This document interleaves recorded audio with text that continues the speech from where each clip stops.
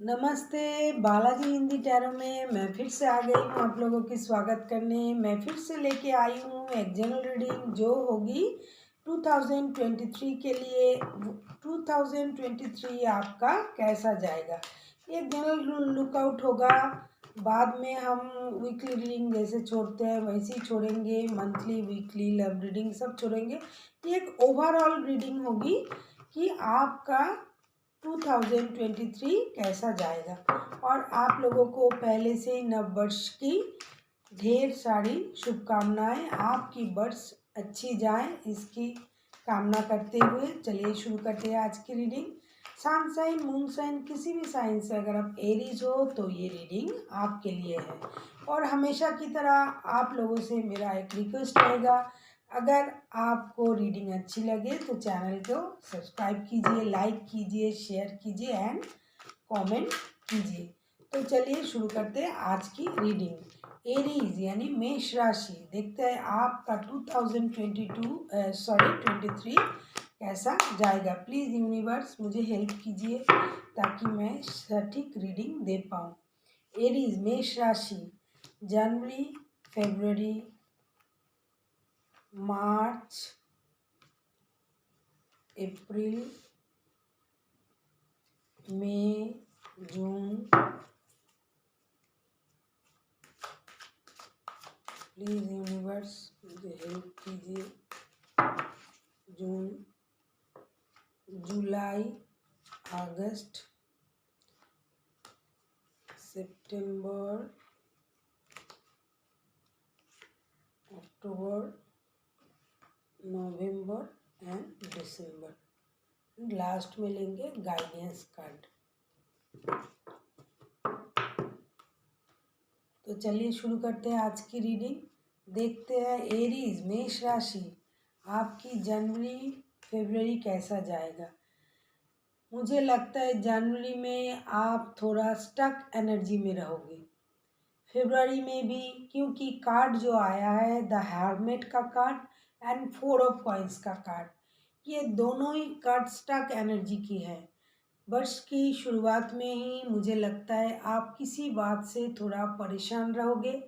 हो सकता है आप किसी बात को पकड़ के बैठ जाओ या फिर किसी चीज़ को, ऐसी कोई चीज़ जो आपको छोड़ना चाहिए, मतलब उस बात को भूलना चाहिए या गिव अप करना चाहिए, लेकिन आप नहीं करोगे।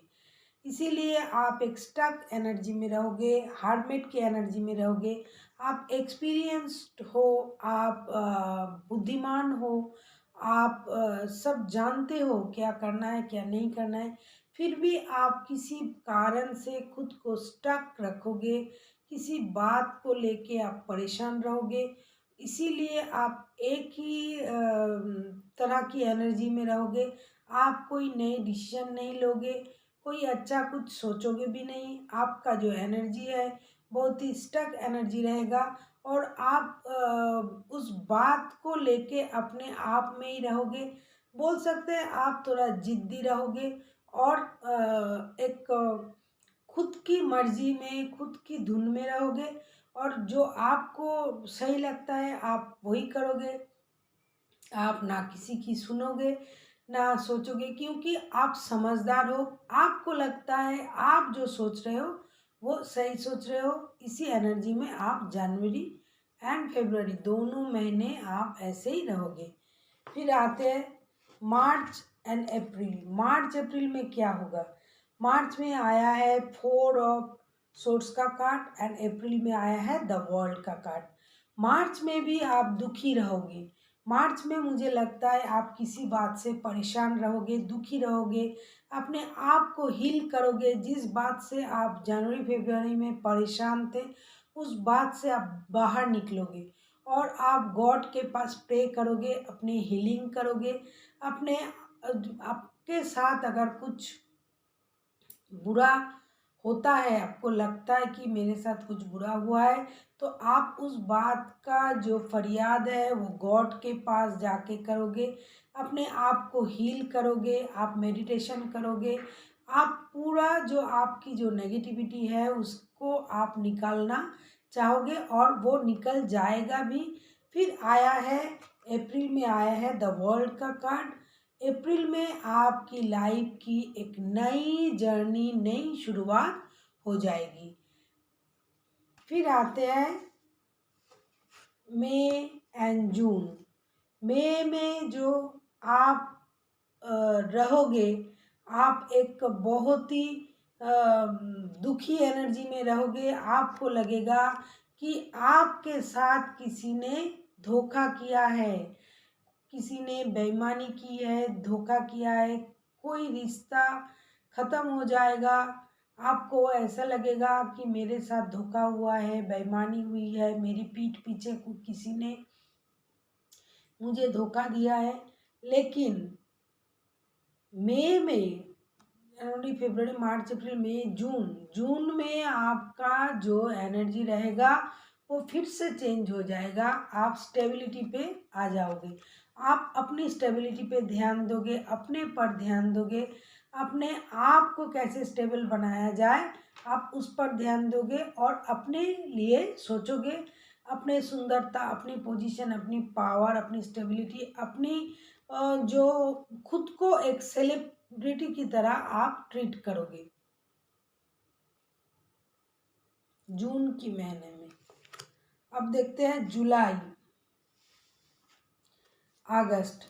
जुलाई अगस्त में भी वही आया है, 7 ऑफ वंस का कार्ड एंड 8 ऑफ सोर्ड्स का कार्ड। जुलाई में आप अपने आप पर मेहनत करोगे, बहुत सारा मेहनत करोगे, अपने स्टेबिलिटी पर मेहनत करोगे, लेकिन फिर भी आप अपने माइंड को रिलैक्स नहीं कर पाओगे। आप हमेशा माइंड में कुछ सोचते रह जाओगे। किसी रिश्ते में आप खुद को बंधा हुआ पाओगे। आपको लगेगा कि आप इस रिश्ते में जकड़े हुए हो। आप निकलना चाहते हो लेकिन निकल नहीं पा रहे हो।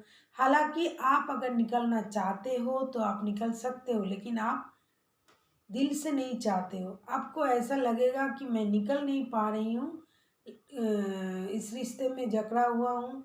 आपका माइंड हमेशा एक परेशानी में रहेगा। लेकिन अगर आप चाहते हो तो इस परेशानी से निकल सकते हो, लेकिन आप निकलोगे नहीं।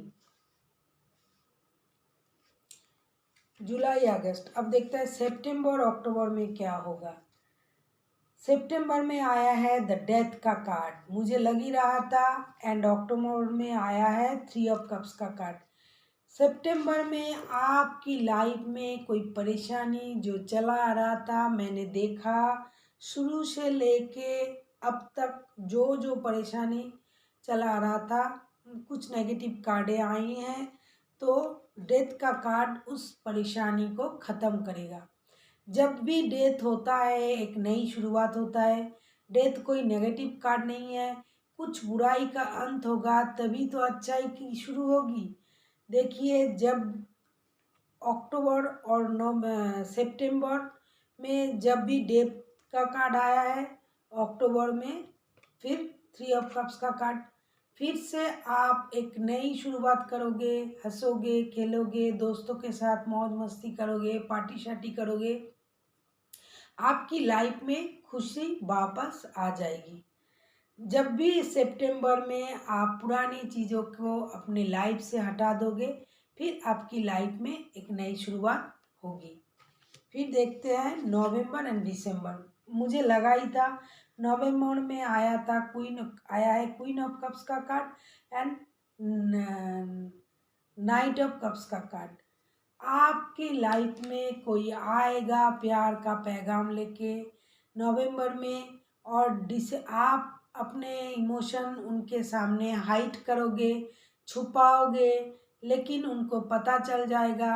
हो सकता है लास्ट में आप अपना प्यार का कप उनको दे दो। कोई आपकी लाइफ में बहुत जल्द, मतलब नवंबर दिसंबर महीने में कोई आपके लाइफ में आएगा जिसके साथ आपकी प्यार की एक नई शुरुआत होगी। फिर देखते हैं गाइडेंस में क्या आया है। गाइडेंस में वही आया है नाइट ऑफ वॉन्ड्स का कार्ड। बहुत जल्द दिसंबर में, नवंबर दिसंबर में कोई आपके लाइफ में आएगा, लेकिन ये बहुत जल्दबाजी से आएगा। जो भी आएगा उसके साथ आपके जो रिश्ते होंगे उसमें संभल के रिश्ते में इन्वॉल्व होइएगा, क्योंकि ये जो बंदा या बंदी आपके लाइफ में आएगा उसको सिर्फ सेक्स में इंटरेस्ट रहेगा। वो सिर्फ सेक्स के लिए आपके साथ रिलेशन करेगा, उसको और किसी चीज़ में इंटरेस्ट नहीं रहेगा। वो ठहरेगा नहीं आपके लाइफ में। वो आपको अपना कीमती वक्त सिर्फ अपने काम के लिए देगा, आपके लिए वो कुछ नहीं करेगा। इसलिए बहुत ही सावधानी से किसी के साथ रिश्ते में जाइएगा। बोलने में मुझे भी तकलीफ हो रहा है, लेकिन जो सच है वो तो बोलना ही पड़ेगा। एरीज, आपको पूरा साल बहुत समझदारी से खुद को चलाना पड़ेगा। So thank you for watching.